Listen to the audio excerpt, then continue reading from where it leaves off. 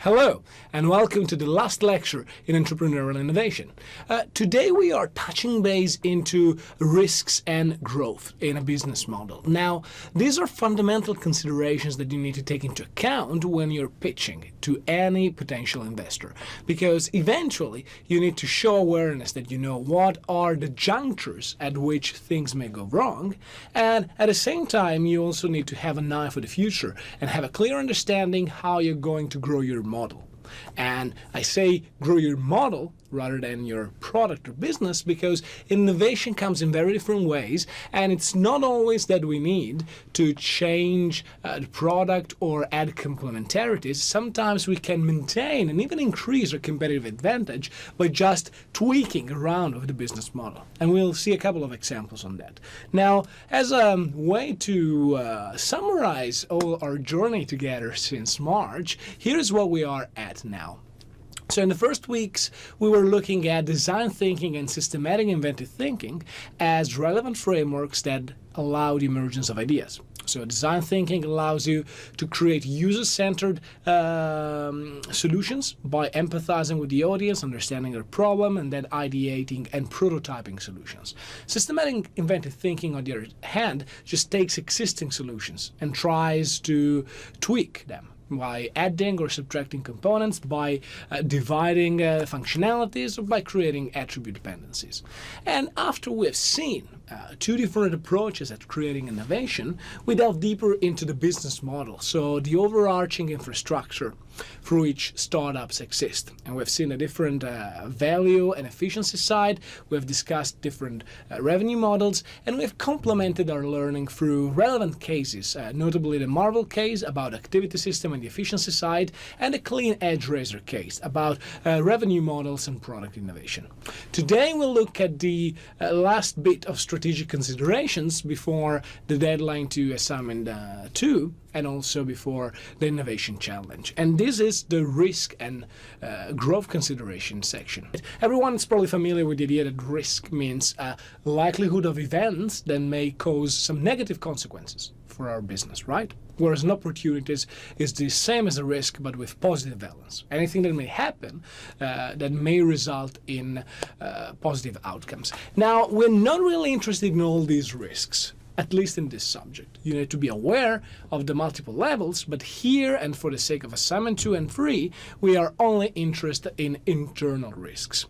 What I mean is that risks that touch directly your business models, assumptions that may go wrong about what the audience and the customers want, assumptions about suppliers not providing the product or services that you need, assumptions about resources. Maybe a bank is not opening the credit line that you really needed to keep operations running. These are the risks that we're going to investigate. Now, at a broader level, when we move from entrepreneurship to the realm of strategy, there are meso-level and macro-level risks. And these are, at the meso-level, usually industry risks. We've seen a couple during the Clean Edge Razor discussion, right? So risks related to competitive pressure.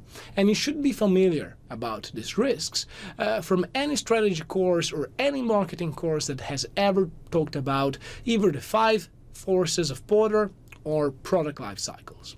And even at a broader level that it's virtually impossible to control, we have what is called a pest analysis. A pest analysis is a framework to understand whether political, economical, sociocultural, technological risks may actually unfold and have an impact on our business. The point is, it's very hard to influence macro-environmental changes. So different academics will say different things. My perspective is that you surely need to acknowledge them and know how these are unfolding, because of course you need to react to this. But you also need to realize you have little agency in modifying the unfolding of sociocultural trends or political moves, right? So what you should focus on, for the sake of entrepreneurial innovation, is internal risks. Now, internal risk analysis is a structure, threat, and opportunities, or a sort of SWOT analysis, but for the sake of the subject and for the sake of business models, it looks specifically to threats and opportunities to each of the building blocks, and it aggregates them in relevant ways. So it looks at the value proposition, it looks at the customer interface, which entails both customers but also channels and customer relationship management strategies. It looks at the infrastructure, and by this we mean the efficiency platform, so partners, resources, and activities.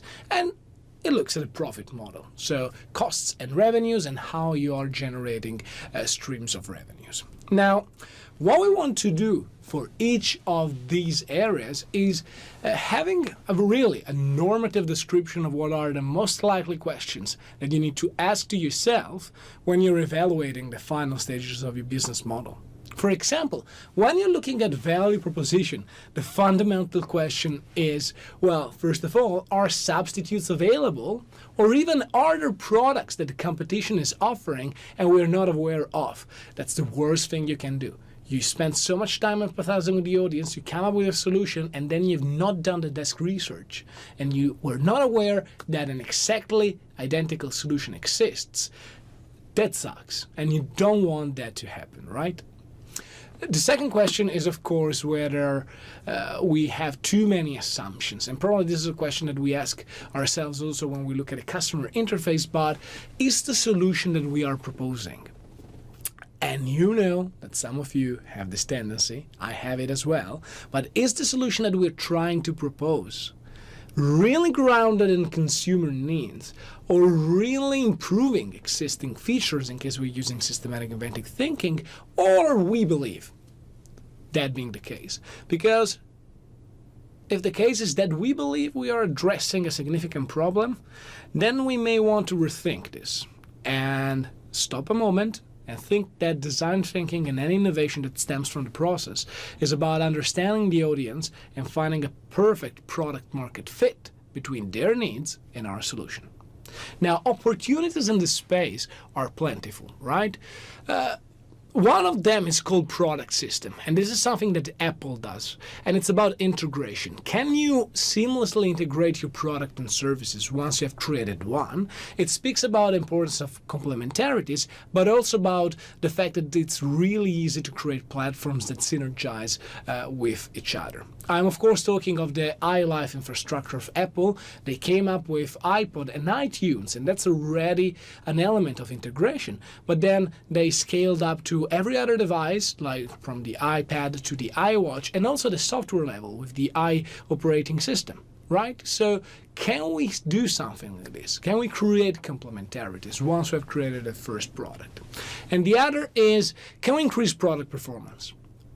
This usually is easier to implement in technological arenas. With computers for longer than a decade, probably from the 90s up to mid 2000, even up to 2010 probably, it was about increasing the performance of the computer.